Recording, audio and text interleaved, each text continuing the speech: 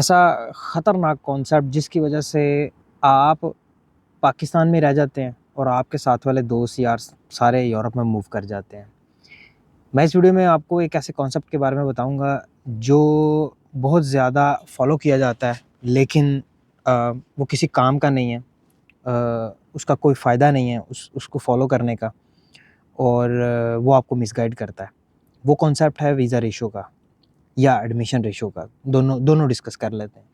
Student भागता है ऐसी कंट्री, ऐसी जगह जाना चाहता है जहाँ पर वीज़ा रेशो हाई है। अब वीज़ा रेशो हाई किसे कहते हैं? वीज़ा रेशो हाई उसे कहते हैं जहाँ पर जितने लोगों ने अप्लाई किया हो उनमें से मैक्सिमम का वीज़ा लगा हो या मैक्सिमम का एडमिशन मिला हो। ये कॉन्सेप्ट गलत है यूनिवर्सिटीज़ या मुल्क को टारगेट करने के लिए। क्यों? क्योंकि आपको नहीं पता कि जिस कॉन्सुलेट या जिस एम्बेसी से आपने वीज़ा अप्लाई करना है वहाँ पर कितने लोगों ने अप्लाई किया है और उनमें से कितने लोगों का वीज़ा मिला। 4, 5, 10, 12, 20, 50 लोगों की आप खबर सुन सकते हैं कि यार हाँ 50 लोगों को मैं जानता हूँ कि उनका वीज़ा लगा। बट डू यू थिंक कि ये सिर्फ यही 50 लोग हैं जिन्होंने वीज़ा अप्लाई किया होगा? नहीं। तो इसलिए ये जो वीज़ा का रेशो का कॉन्सेप्ट है, इसके पीछे मत भागें। जो लोग अप्लाई करते हैं सही डॉक्यूमेंटेशन के साथ, सही तरीके के साथ, सही बैंक स्टेटमेंट के साथ पूरे डॉक्यूमेंट लगाते हैं जिसमें आइल्स, टोफल जो भी रिक्वायर्ड है वो लगाते हैं, एडमिशन उनके पास सिक्योर्ड होता है, फ़ीस उनकी जमा हुई होती है, एनरोलमेंट सर्टिफिकेट उनके पास होता है, तो आपके वीज़ा लगने के चांसेस मैक्सिमाइज़ हो जाते हैं। ठीक है? इसी वजह से जो लोग सही तरीके को फ़ॉलो करते हैं और सही कॉन्सेप्ट को फ़ॉलो करके एडमिशन और वीज़ा अप्लाई करते हैं, उनका वीज़ा लग जाता है और वो यूरोप पहुंच जाते हैं और आप जो है वहाँ के वहाँ रह जाते हैं। इसलिए कभी भी वीज़ा रेशो को मत देखें, ये देखें कि किस मुल्क की रिक्वायरमेंट को आप मीट कर सकते हैं। मीनिंग के मिसाल के तौर पे 50% आपके नंबर जो हैं वो यूरोप के तकरीबन हर कंट्री में रिक्वायर्ड है, मिनिमम रिक्वायर्ड है। क्या 50% के साथ आपको एडमिशन मिलेगा?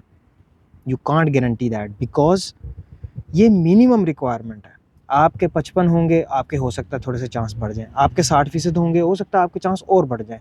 कुछ मुल्कों में आप लैंग्वेज सर्टिफिकेट के बगैर अप्लाई कर सकते हैं, लेकिन उस सूरत में अगर आपके नंबर कम हैं, वो आपका इंटरव्यू रख लेते हैं और इंटरव्यू में मैंने अभी तक देखा है कि मेजॉरिटी लोग फ़ेल हो जाते हैं। इवन दो कि उन्हें थोड़ी बहुत इंग्लिश आती भी है, वो फ़ेल हो जाते हैं। इसीलिए इंटरव्यू से लोग भागते हैं। ठीक है? अगर आपकी प्रोफ़ाइल बहुत अच्छी है, तो फिर आप चांस ले सकते हैं आइल्स के या टोफल के बगैर अप्लाई करने का उन कंट्रीज़ में। लेकिन जहाँ पर मैंडेटरी रिक्वायरमेंट है आइल्स या टोफल की, जैसे कि फ़िनलैंड में, जैसे कि स्वीडन में, जैसे कि जर्मनी में भी बहुत जगहों पे, मिसाल के तौर पे 90% जगहों पे 90% यूनिवर्सिटीज़ में जर्मनी में भी आइल्स या टोफल मैंडेटरी है। वहाँ पर आप उसके बगैर नहीं अप्लाई कर सकते। आप एलिजिबल ही नहीं है उसके बगैर अप्लाई करने के। इसलिए रिक्वायरमेंट को मीट करें। आइल्स या टोफल से मत डरें।